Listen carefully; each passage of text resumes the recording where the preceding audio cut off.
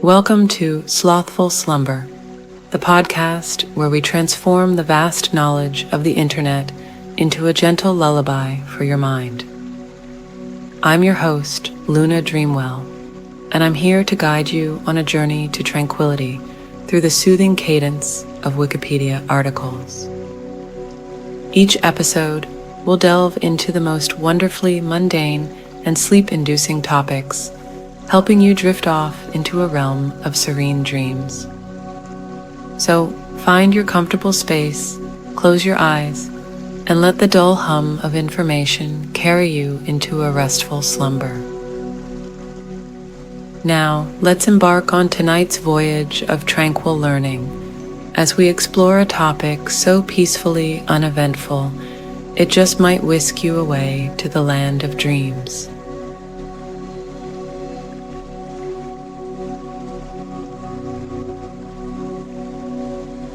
This Wikipedia article is titled Theory of Forms. In philosophy and specifically metaphysics, the theory of forms, theory of ideas, Platonic idealism, or Platonic realism is a theory widely credited to the classical Greek philosopher Plato. The theory suggests that the physical world is not as real or true as forms. According to this theory, forms, conventionally capitalized and also commonly translated as ideas, are the non-physical, timeless, absolute, and unchangeable essences of all things, of which objects and matter in the physical world are merely imitations. Plato speaks of these entities only through the characters, primarily Socrates, in his dialogues, who sometimes suggest that these forms are the only objects of study that can provide knowledge. Scriptures from Pythagoras suggest that he developed a similar theory earlier than Plato, with Pythagoras' theory specifically proposing that the world is entirely composed of numbers. The early Greek concept of form precedes attested philosophical usage and is represented by a number of words mainly having to do with vision, sight, and appearance. Plato uses these aspects of sight and appearance from the early Greek concept in his dialogues to explain his forms, including the form of the good. The theory itself is contested by characters within Plato's dialogues, and it remains a general point of controversy in philosophy. Nonetheless, it is considered to be a classical solution to the problem of universals. Forms. The original meaning of the term eidos, visible form, and related terms morph, shape, and phenomena, appearances, from pheno, shine, remained stable over the centuries until the beginning of Western philosophy, when they became equivocal, acquiring additional specialized philosophic meanings. Plato used the terms eidos and idea interchangeably. The pre-Socratic philosophers, starting with Thales, noted that appearances change and began to ask what the thing that changes really is. The answer was substance, which stands under the changes and is the actually existing thing being seen. The status of appearances now came into question. What is the form really, and how is that related to substance? The forms are expounded upon in Plato's dialogues and general speech, in that every object or quality in reality, dogs, human beings, mountains, colors, courage, love, and goodness, has a form. Form answers the question, what is that? Plato was going a step further and asking what form itself is. He supposed that the object was essentially, or really, the form, and that the phenomena were mere shadows mimicking the form. That is, momentary portrayals of the form under different circumstances. The problem of universals, how can one thing in general be many things in particular, was solved by presuming that form was a distinct, singular thing, but caused plural representations of itself in particular objects. For example, in the dialogue Parmenides, Socrates states, "Nor, again, if a person were to show that all is one by partaking of one, and at the same time many by partaking of many, would that be very astonishing. But if he were to show me that the absolute one was many, or the absolute many one, I should be truly amazed." Matter is considered particular in itself. For Plato, forms, such as beauty, are more real than any objects that imitate them. Though the forms are timeless and unchanging, physical things are in a constant change of existence. Where forms are unqualified perfection, physical things are qualified and conditioned. These forms are the essences of various objects. They are that without which a thing would not be the kind of thing it is. For example, there are countless tables in the world, but the form of tableness is at the core. It is the essence of all of them. Plato's Socrates held that the world of forms is transcendent to our own world, the world of substances, and also is the essential basis of reality.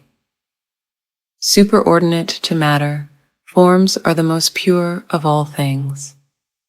Furthermore, he believed that true knowledge intelligence is the ability to grasp the world of forms with one's mind. A form is a spatial, transcendent to space, and a temporal, transcendent to time. In the world of Plato, a temporal means that it does not exist within any time period. Rather, it provides the formal basis for time. It therefore formally grounds beginning, persisting, and ending. It is neither eternal in the sense of existing forever, nor mortal, of limited duration. It exists transcendent to time altogether. Forms are aspatial in that they have no spatial dimensions, and thus no orientation in space, nor do they even, like the point, have a location. They are non-physical, but they are not in the mind. Forms are extramental, that is real in the strictest sense of the word. A form is an objective blueprint of perfection. The forms are perfect and unchanging representations of objects and qualities. For example, the form of beauty or the form of a triangle. For the form of a triangle, say there is a triangle drawn on a blackboard. A triangle is a polygon with 3 sides.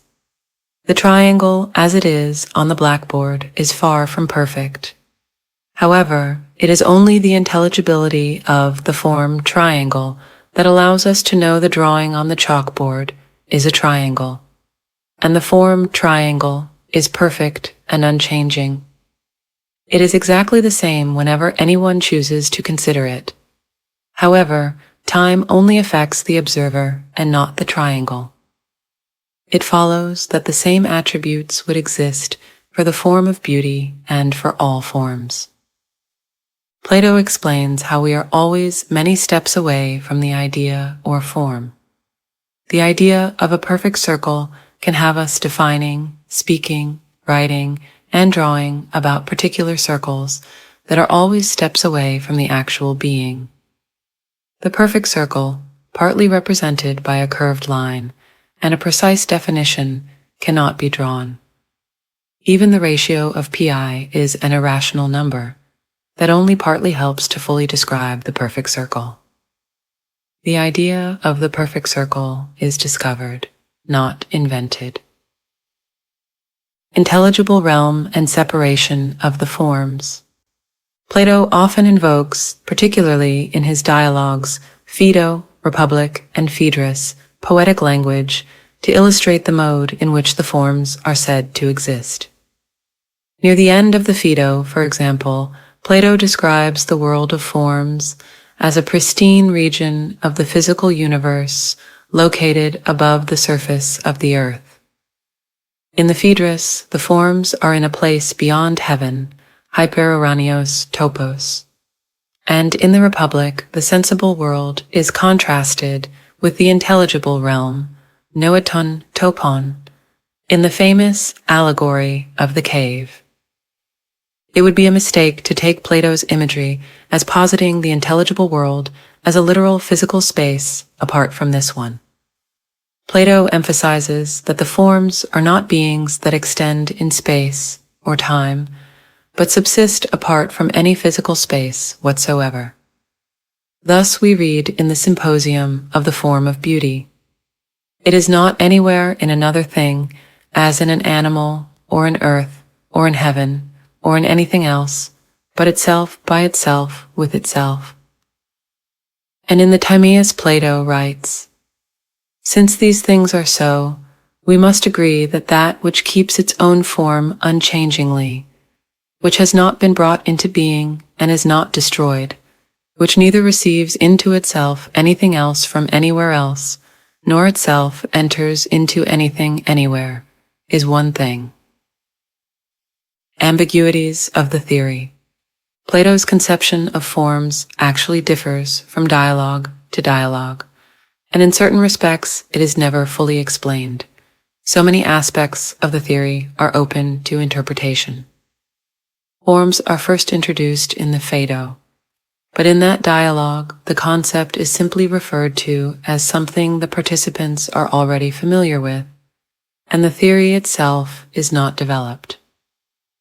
Similarly, in the Republic, Plato relies on the concept of forms as the basis of many of his arguments, but feels no need to argue for the validity of the theory itself, or to explain precisely what forms are. Commentators have been left with the task of explaining what forms are and how visible objects participate in them, and there has been no shortage of disagreement.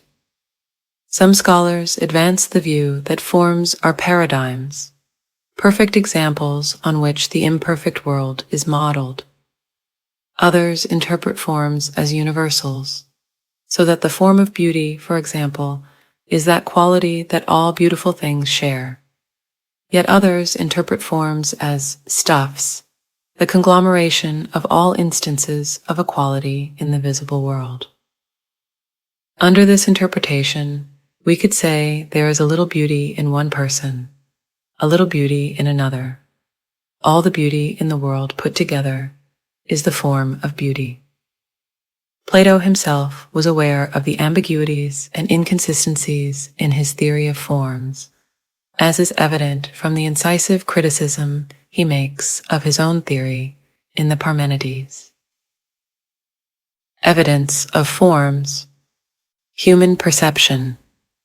In Cratylus, Plato writes, "But if the very nature of knowledge changes, at the time when the change occurs, there will be no knowledge, and, according to this view, there will be no one to know and nothing to be known.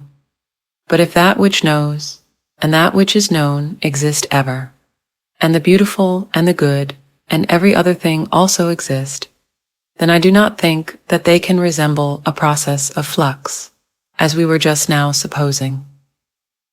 Plato believed that long before our bodies ever existed, our souls existed and inhabited heaven, where they became directly acquainted with the forms themselves. Real knowledge to him was knowledge of the forms. But knowledge of the forms cannot be gained through sensory experience, because the forms are not in the physical world. Therefore, our real knowledge of the forms must be the memory of our initial acquaintance with the forms in heaven. Therefore, what we seem to learn is in fact just remembering. Perfection. No one has ever seen a perfect circle nor a perfectly straight line, yet everyone knows what a circle and a straight line are. Plato uses the toolmaker's blueprint as evidence that forms are real. When a man has discovered the instrument which is naturally adapted to each work, he must express this natural form and not others which he fancies in the material. Perceived circles or lines are not exactly circular or straight, and true circles and lines could never be detected since by definition they are sets of infinitely small points. But if the perfect ones were not real, how could they direct the manufacturer? Criticisms of Platonic forms. Self-criticism. One difficulty lies in the conceptualization of the participation of an object in a form or form. The young Socrates conceives of his solution to the problem of the universals in another metaphor. Nay, but the idea may be like the day which is one and the same in many places at once, and yet continuous with itself. In this way, each idea may be one and the same in all at the same time. But exactly how is a form like the day in being everywhere at once? The solution calls for a distinct form, in which the particular instances, which are not identical to the form, participate. That is, the form is shared out somehow like the day to many places. The concept of participate, represented in Greek by more than one word, is as obscure in Greek as it is in English. Plato hypothesized that distinctness meant existence as an independent being, thus opening himself to the famous third man argument of Parmenides, which proves that forms cannot independently exist and be participated. If universal and particulars, say man or greatness, all exist and are the same, then the form is not one but is multiple. If they are only like each other, then they contain a form that is the same and others that are different. Thus, if we presume that the form and a particular are alike, then there must be another or third form, man or greatness, by possession of which they are alike. An infinite regression would then result, that is, an endless series of third men. The ultimate participant, greatness, rendering the entire series great, is missing. Moreover, any form is not unitary, but is composed of infinite parts, none of which is the proper form. The young Socrates did not give up the theory of forms over the third man, but took another tack, that the particulars do not exist as such. Whatever they are, they mime the forms, appearing to be particulars. This is a clear dip into representationalism, that we cannot observe the objects as they are in themselves, but only their representations. That view has the weakness that if only the mimes can be observed, then the real forms cannot be known at all, and the observer can have no idea of what the representations are supposed to represent, or that they are representations. Socrates' later answer would be that men already know the forms because they were in the world of forms before birth. The mimes only recall these forms to memory. Aristotelian criticism. The topic of Aristotle's criticism of Plato's theory of forms is a large one and continues to expand. Rather than quote Plato, Aristotle often summarized. Classical commentaries thus recommended Aristotle as an introduction to Plato, even when in disagreement.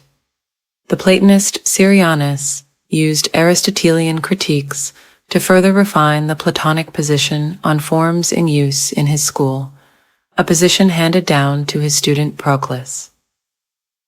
As a historian of prior thought, Aristotle was invaluable. However, this was secondary to his own dialectic, and in some cases he treats purported implications as if Plato had actually mentioned them, or even defended them. In examining Aristotle's criticism of the forms, it is helpful to understand Aristotle's own hylomorphic forms, by which he intends to salvage much of Plato's theory. Plato distinguished between real and non-real existing things, where the latter term is used of substance. The figures that the artificer places in the gold are not substance, but gold is. Aristotle stated that for Plato, all things studied by the sciences have form, and asserted that Plato considered only substance to have form. Uncharitably, This leads him to something like a contradiction. Forms existing as the objects of science, but not existing as substance.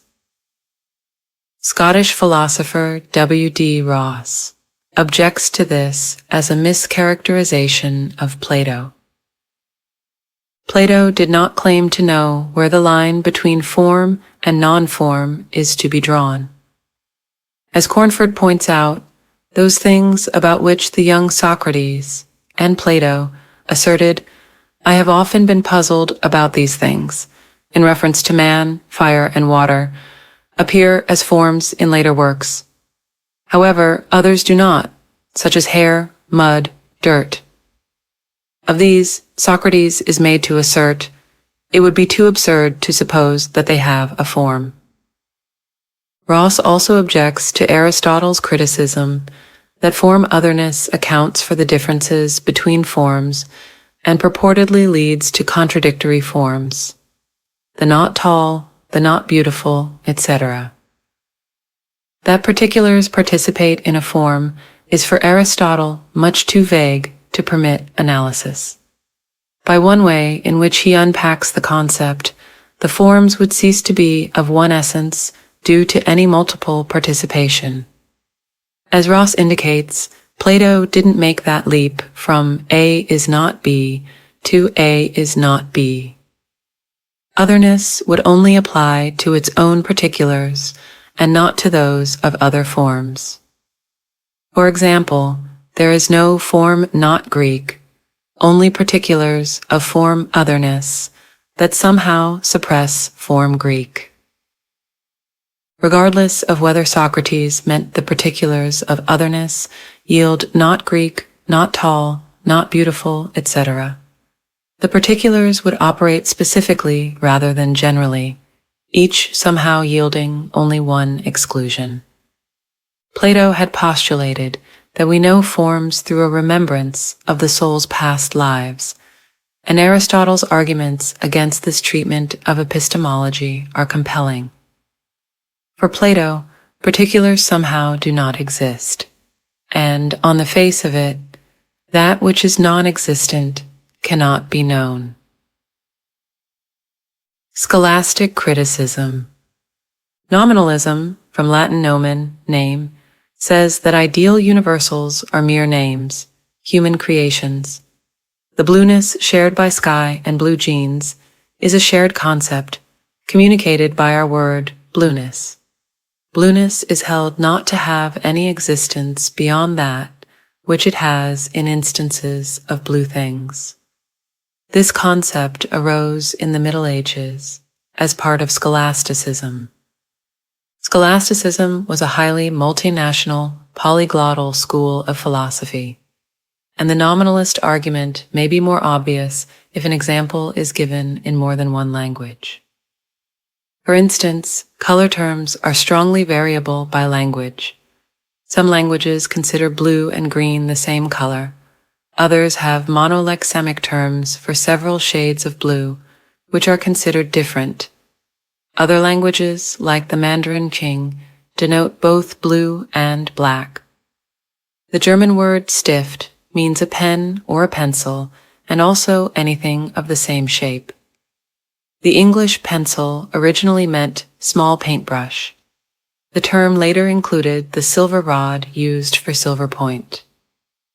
The German Bleistift and Silberstift can both be called Stift, but this term also includes felt tip pens, which are clearly not pencils. The shifting and overlapping nature of these concepts makes it easy to imagine them as mere names, with meanings not rigidly defined, but specific enough to be useful for communication. Given a group of objects, how is one to decide if it contains only instances of a single form or several mutually exclusive forms?